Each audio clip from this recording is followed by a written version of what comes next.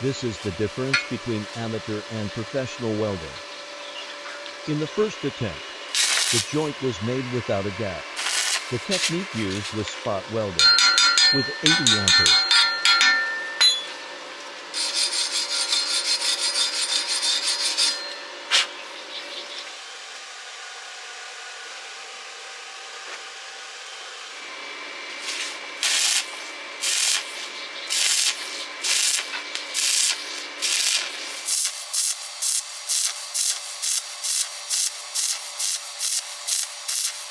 The result did look neat and clean. The bead looked full and quite convincing.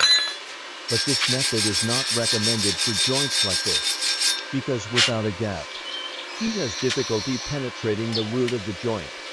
As a result, the melt only accumulates on the surface, while the internal parts don't necessarily fuse well. That's why many welds look good on the outside, but they break easily when subjected to load. That's why both ends of the material are ground, to create a gap before ray welding.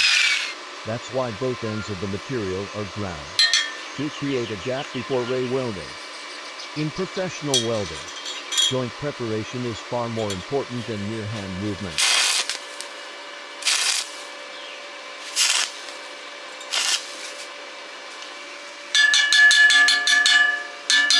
Once a gap is created, the technique is changed to a straight or straight pull. This technique creates a more stable heat flow and helps penetrate more consistently into the root of the joint. Unlike spot welding, where the heat is intermittent, straight welding produces a more solid bond.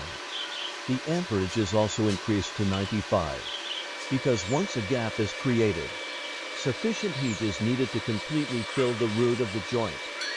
If the amperage is too low, the molten metal will simply hang on the surface of the gap.